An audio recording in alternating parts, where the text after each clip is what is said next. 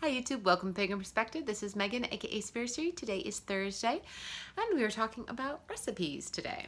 So, I love this topic because I love food and I love cooking. I'm the cook in my house, and I very much have recipes for special occasions.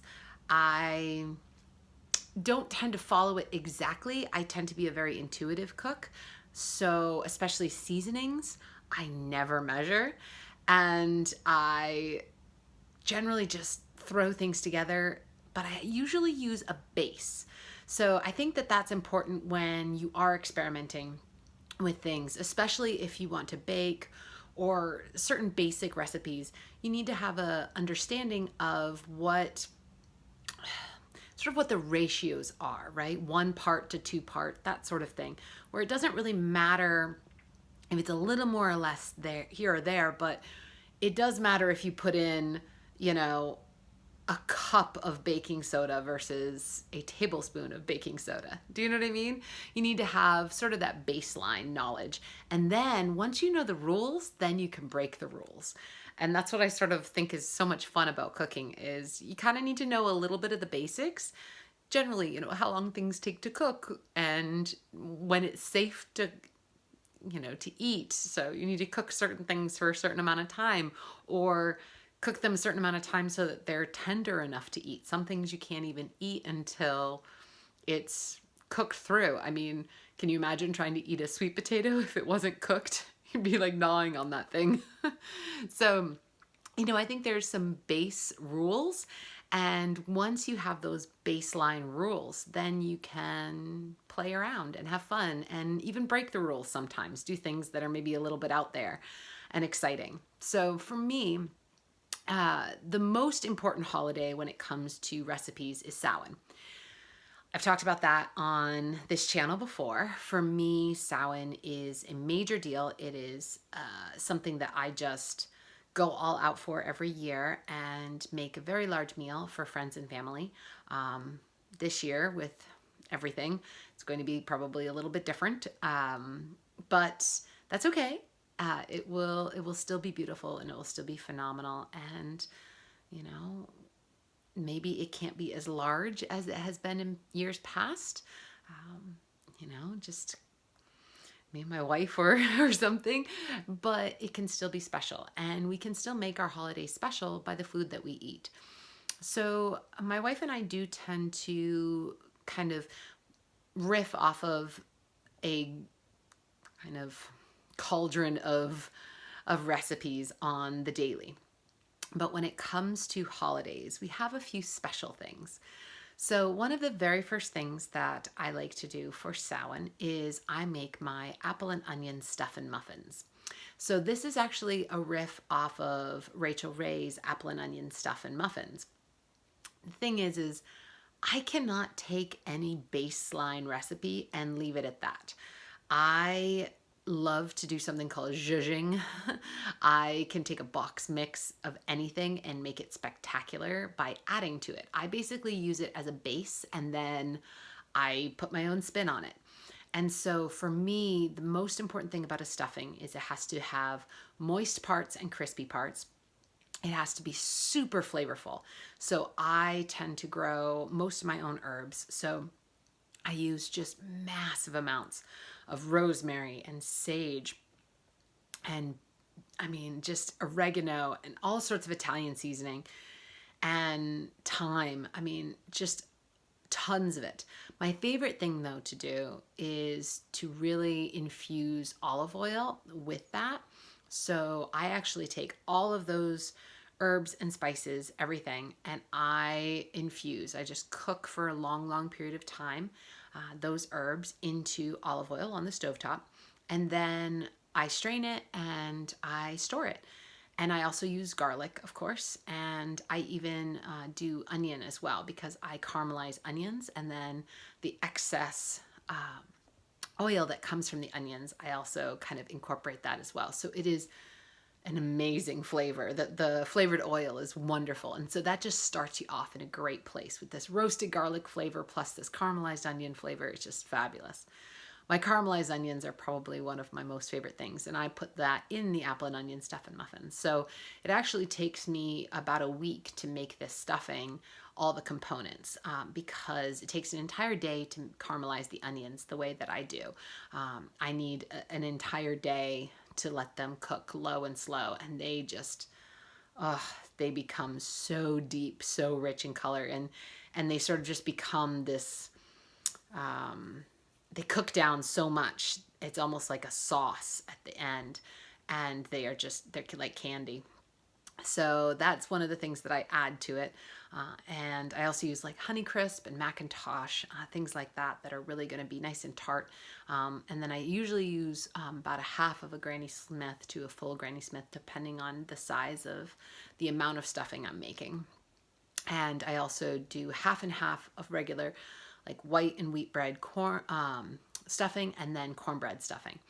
So you kind of get all of that all mixed in, bay leaves and sage. And it has to be, for me, flavor, it needs to be huge. So my nose, I actually don't smell as well as most people smell. And so, because of that, as I was learning to cook, I had to add even more spices in order to get that scent to actually waft up and hit me in the nose, unless I stuck my nose way down in there. And so, because of that, I began adding a lot more seasoning to my dishes. Now, not salt. I tend to salt things only at the very end, unless it's pasta or something. And I do that to taste. So I actually don't need things super salty. I think that's though because I use herbs and spices so much. I cannot stand bland food. I don't like spicy food though. I just like it to be flavorful. I want it to just like garlic and that onion and garlic and, coming out your pores kind of flavor. And so I like really big, rich flavors. It needs to explode. And so the apple and onion stuffing muffins are a huge favorite. The other thing is my Crayon Crack. Basically, it's my cranberry sauce, and I use pomegranate and orange and cranberry. And then I put it through a Foley food mill, and because I cook everything down low and slow for such a long time, the natural fruit pectins in it, when you put it through the mill, this special like kind of mill thing, it actually, and then you let it sit in the fridge, it actually gelatinizes, and you don't need any gelatin whatsoever. So it's the perfect mix of wanting homemade cranberry sauce, but wanting that sort of gelatinous like consistency.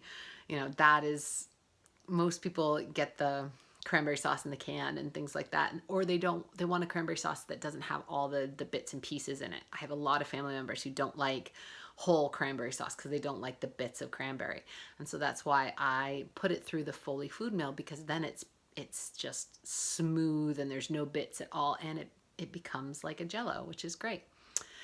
So that's one thing that I love to do. Oh, and I put a little bit of brandy in that as well. And I think that for me, the other things that are really important are, especially one of the things that I do is I make almond cakes. So I make a lot of full moon almond cakes as well as crescent moon almond cakes. Those are offering cakes. So that's something that I have done for a very, very long time. We always had crescent moon almond cakes for offerings. So that's something that I will certainly just continue and pass on. And then if I'm thinking about all the recipes, the other ones that I love to make is, of course, mulled cider. I love just letting mulled cider sit in the slow cooker all day long, just making the house smell amazing, star anise, cinnamon, clove, all of that. I love doing those. And then I think for me, the other thing that I really love to make, sort of during the Samhain to Yule solstice time frame, is I absolutely adore apple crisp. That's just something that I can't get enough of. I think it's amazing and delicious, and you just need to use a lot more sugar and a lot more cinnamon than most recipes call for. And I like to use dark brown sugar. Any recipe that calls for light brown sugar, I generally substitute dark brown sugar for. I think that it gives it more flavor because it has more molasses in it. So, yeah, apple crisp is definitely something that I absolutely love and like having fun with. One recipe that I think will be kind of just a staple for years to come are because it's become a new staple and a new holiday, something that just screams Yule to my wife and I, is bullseyes. So basically, you take peanut butter and you mix it with powdered sugar and butter and vegan butter, and you make this sort of almost like a frosting out of it, but it's very thick. And you roll it into balls and you freeze it, and then you dip it into chocolate, and you leave a little like ring at the top where it's not dipped in the chocolate, which creates a bullseye look out of the peanut butter. Some people call them Buckeyes. So those are my favorite to make and my wife's favorite to eat as well. So that's something special. Recently Llamas just happened, and I love to make bread. I always love making bread. It's so much fun. I love doing a lot of fun things with bread. In particular, I will mix different things in. So I actually made sort of like a riff off of a Cheddar Bay biscuit. I had, some Old Bay seasoning, and I have some vegan cheddar, as well as the wonderful oil that I make, and lots of scallions from our garden. And so I mix that into the dough, and then I cook the bread from there, and it's phenomenal and it's delicious. And so I love making flavored breads. That's one of my favorite things to do. And let me see, what are some of the other things that I love to make? I would say for important recipes, I have a lot of kind of family things that just bring me a lot of nostalgia. I think that's some of the amazing things about food is how it can bring a family together, and you can taste something and instantly it brings you back to that time in your childhood or that time in the past where you experienced something, and it's like that sense memory, and it's just there, and it's so strong and it's wonderful. So that's definitely how I like to cook, and some of the things that I like to make. So I know for me, one of the things is I love making, I get like the faux chicken things, and I mix it with this teriyaki sauce, and then I put it on top of rice pilaf mixed with peas. I know it probably sounds strange, but that's something that I used to have when I was little, and my mom would make me, and it's comforting. It makes me feel good. I do make a vegetable soup. I like to call it a stoop, sort of like a cross between a stew and a soup. And it's because it's so chunky, you can almost eat it with a fork. And it's just loaded with so many good things.